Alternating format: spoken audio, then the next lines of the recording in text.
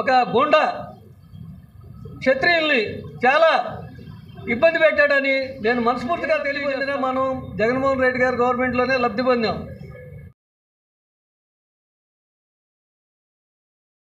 Video మిత్రులందరికీ కూడా నమస్కారాలు తెలియజేస్తూ, నా పేరు సత్యనారాయణ రాజు, 31వ డివిజన్ ఇన్ఛార్జి.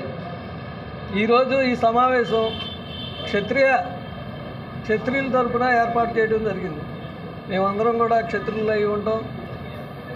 మా మేడం గారు మొత్తం మీద విజయవాడ సిటీలో ఒక క్షత్రియ కార్పొరేటర్గా ఉండటం, జగన్మోహన్ రెడ్డి గారు దీంట్లో మాకు సీట్ ఇచ్చి మేము అప్పుడు గెలవటం, దాని మీద ఏంటంటే వైసీపీ పార్టీకి మేమందరం కూడా అండగా ఉండి పనిచేయాలనే ఆలోచనతో విజయవాడే కాదు మొత్తం టోటల్ స్టేట్ క్షత్రియ సోదరులందరూ కూడా ఒక క్షత్రియుడిగా నేను విన్నపించుకుంటున్నాను, మనవి చేసుకుంటున్నాను. చంద్రబాబు నాయుడు గారు ఎప్పుడు కూడా క్షత్రియులకి ఫేవర్గా కానీ చేసింది లేదు. ఈ రోజున పిఠాపురం సత్యనారాయణ రాజు గారు, వర్మ గారు, ఆయనకు కూడా సీటు ఇవ్వకోకుండా ఆయన మోసం చేసి చంద్రబాబు నాయుడు దుష్టబుద్ధి తెలియజేశాడు. అక్కడ రాజులంటే మాకు గిట్టదు అనే ఇదితో ఆయన ఆ పని చేశాడు. అలాగే అదే జగన్మోహన్ రెడ్డి గారు మొత్తం స్టేట్ మీద 5 సీట్లు ఇవ్వడం జరిగింది క్షత్రియులకి. దానికి జగన్మోహన్ రెడ్డి గారు క్షత్రియులు అందరం కూడా ఆయనకి ధన్యవాదాలు తెలియజేయాల్సిన అవసరం ఉంటుంది. ఇది ఏ క్షత్రియ సేవా సంఘం కానీ దేనికి సంబంధం లేకోకుండా ఓన్లీ క్షత్రియులుగా అందరం కూడా క్షత్రియులుగా ఈ సమావేశం ఏర్పాటు చేయడం జరిగింది. క్షత్రియులందరూ కూడా ఏదైతే సెంట్రల్ కాన్స్టిట్యున్సీలో ఉన్న క్షత్రియులందరూ కూడా విన్నవించుకుంటున్నాం. మన అందరం కూడా జగన్మోహన్ రెడ్డి గారి గవర్నమెంట్లోనే ఏ లబ్ధి పొందినా మనం జగన్మోహన్ రెడ్డి గారి గవర్నమెంట్లోనే లబ్ధి పొందాం. క్షత్రియ కార్పొరేషన్, అలాగే ఈబీసీ, ఇవన్నీ కూడా ఈబీసీ ద్వారా మనం కొన్ని కోట్లు లబ్ధి పొందాం మొత్తం స్టేట్ మొత్తం కలిపితే. అలాగే సెంట్రల్ కాన్స్టిట్యున్సీలో కూడా మా డివిజన్లో కూడా చాలా వరకు ఈబీసీ నేస్తాలు, చేయూత, అమ్మఒడి ఇలాంటివన్నీ కూడా మన క్షత్రియ సోదరులు చాలామంది పొందుతున్నారు. వాళ్ళందరూ లిస్ట్ కూడా మా దగ్గర ఉంది. ఆ లిస్టు ఇప్పుడు చదవడానికి కూడా అంత ఇది ఉండదు. కాకపోతే మనం ఏదైతే మనం చంద్రబాబు నాయుడు టైంలో మనం ఏది కూడా ఒకటి కూడా క్షత్రియులను లబ్ధి పొందింది లేదు. కొంతమంది క్షత్రియులు కూడా చంద్రబాబు నాయుడు ఏదో ఆత్మీయ సమావేశం క్షత్రియులదని పెట్టి దానికి పార్టీ పరంగా రంగు పూసి చేస్తున్నారు. మేము ఈరోజు ఏది కూడా పార్టీ పరంగా ఎవరిని కూడా ఇది ఆత్మీయ సమావేశం అని కూడా ఎవరిని మేము పిలిచింది లేదు. మేము విలేకరుల సమావేశం పెట్టాం.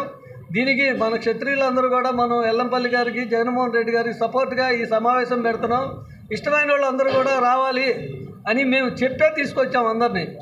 వాళ్ళకి మళ్ళీ మేమేదో ఆత్మీయ సమావేశం అని పెట్టి దొంగతనంగా అందరినీ పిలిచి ఆ సమావేశం వచ్చిన తర్వాత బ్యానర్లు కడతాం, నాయకుడిని వేరే అతను బోండా ఉమా అనే అతను వ్యక్తిని పిలవటం.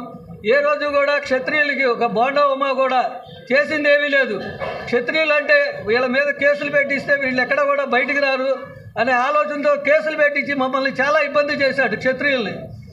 కేవలం నన్ను కూడా ఆ రోజున ఇతను 2014 నుంచి 19లో ఏదైతే అధికారంలో ఉన్నారో తెలుగుదేశం ఎస్టీ కేసు పెట్టించి నా మీద చాలా బాధ పెట్టాడు. మొత్తం ఫ్యామిలీని కూడా చాలా ఇబ్బంది పెట్టిన రోజులు ఉన్నాయి. అతను ఒక అహంకారి.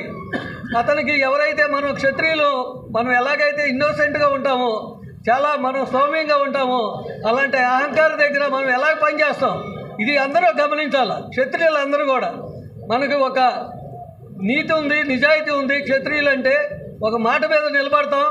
ఈ మాట మీద నిలబడతాం కాబట్టి మనం ఎవరిని కూడా బయట కూడా ఆలస్యంగా మాట్లాడేది ఉండదు. ఆలస్యం తీసుకొని ఒక గుండా క్షత్రియుల్ని చాలా ఇబ్బంది పెట్టాడని నేను మనస్ఫూర్తిగా తెలియజేస్తాను ప్రతి ఒక్కరికి. ఈ విషయం అందరికీ కూడా తెలుసు. 2019లో కూడా మనం ఈ విషయం కూడా చెప్పుకోవడం జరిగింది. బయట అందరూ కూడా మనం సమావేశపరుచుకొని ఈ విషయం తెలియజేయడం జరిగింది. ఈరోజు ఏదైతే మనం సెంట్రల్ కాన్స్టిట్యున్సీలో సమన్వయకర్త ఇన్ఛార్జిగా ఎల్లంపల్లి శ్రీనివాస్ గారు చేస్తున్నారో, ఈయన వ్యక్తిగా చాలా సౌమ్యుడు.